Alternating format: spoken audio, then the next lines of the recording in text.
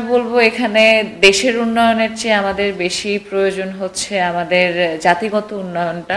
ধর্ম যার যার উৎসব, সবার একটা কথাই আছে, আর যদি কারো উদযাপন করতে ভালো না লাগে উদযাপন করবেন না, কিন্তু অসম্মানটা আমরা কেউ না। দেখবেন যে যেখানেই সংখ্যালঘু আছে, এটা যেই ধর্মেরই হোক না কেন, তাদের উপরেই অত্যাচার হচ্ছে বা আক্রমণ হচ্ছে। আমার সেই সংখ্যাটা আসলে এটা সরকার পতনের সাথে আমার মনে হয় না এটা করে কোনোভাবে রিলেট করে, কারণ বেশ কিছু বছর ধরে এটা দেখে আসছি। এখানে সরকারটা আসলে ব্যাপার না, ব্যাপারটা হচ্ছে আমাদের যেই মানুষ, আমাদের যেই জনগণের যেই একটা চিন্তাধারার যেই উন্নয়নটা। সো আসলে আমি বলবো এখানে দেশের উন্নয়নের চেয়ে আমাদের বেশি প্রয়োজন হচ্ছে আমাদের জাতিগত উন্নয়নটা। সো জাতিগত উন্নয়নটা যদি আসলে হয়ে থাকে, এই অসুবিধাগুলো হবে না।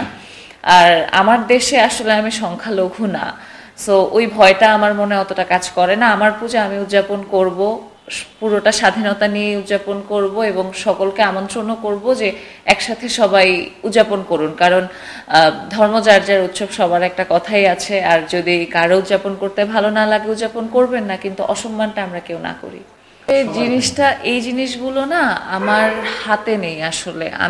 আমি মন খারাপ করলাম বা আমি চাইলাম এই জিনিসগুলো হবে না, সো তাতেই যে জিনিসগুলো বন্ধ হয়ে যাবে এটা ঠিক না। সো যেই জিনিসটা আমার হাতে নেই ওইটা নিয়ে আসলে দিন শেষে আমি চিন্তা করে আমার লাভ নেই। হ্যাঁ, একজন দেশের জনগণ হিসেবে আমি অবশ্যই চাইবো এই জিনিসগুলো তো ঠিক না। এটা শুধুমাত্র যে বাংলাদেশে হচ্ছে সেটা কিন্তু না। হ্যাঁ, আমাদের দেশে হয়তো বা হিন্দুদেরকে সংখ্যালঘু হিসেবে ধরা হয়। আমি আগেই বললাম যে আমার দেশে আমি সংখ্যালঘু না, সবার আগে মাইনরিটি কথাটাকে বাদ দেওয়া উচিত। বাকি সবাই যেভাবে বাংলাদেশি, আমরাও ঠিক তেমনভাবেই বাংলাদেশি।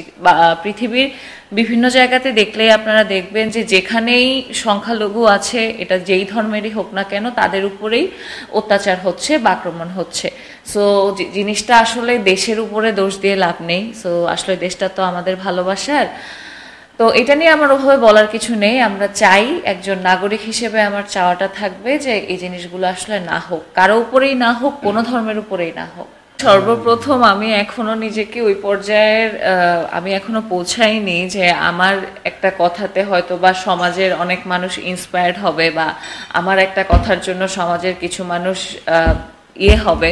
সো এমন কোনো জায়গাতেই আমি প্রথমত পৌঁছাইনি। বাট তবুও আমি যদি বলবো, আমি শুধুমাত্র আমার ধর্ম না, যেটা ঠিক ঠিক, যেটা ভুল ভুল, সবসময়ই যখন মনে হয়েছে সত্যের সাথে থাকা, বা যখন কোনো একটা এই যে আন্দোলন হচ্ছে বা যে কোনো কিছু, যদি সেটা ঠিক হয় অবশ্যই ঠিকের পাশে থাকবো, আর যদি ভুল হয় ভুলের পাশে থাকবো না। ঢাকার মানুষ তো আসলে খুবই বেশি যান্ত্রিক এবং পুরো ঢাকাটাই অনেক বেশি যান্ত্রিক। তো যদি বলি যে ঢাকার পুজোগুলোতে আসলে শুধু যাওয়া, একটা দুটা ছবি তোলা, প্যান্ডেলের ঠাকুর দেখে চলে আসা, ঠিক মতো দাঁড়ানো যায় না, সেফটি সিকিউরিটির অনেক ব্যাপার থাকে, ভিড়ের অনেক ব্যাপার থাকে। সো সব কিছু মিলে আসলে ঢাকার পূজায় ওই প্রাণটা খুঁজে পাই না যেটা বাড়ির পুজোগুলোতে পেতাম। সো বাড়ির পুজোয় নিজের বাড়ির পূজা, সো নাচা নাচি, নিজেদের মতো একটা ব্যাপার, ওই জিনিসগুলো থাকে না আসলে ঢাকার।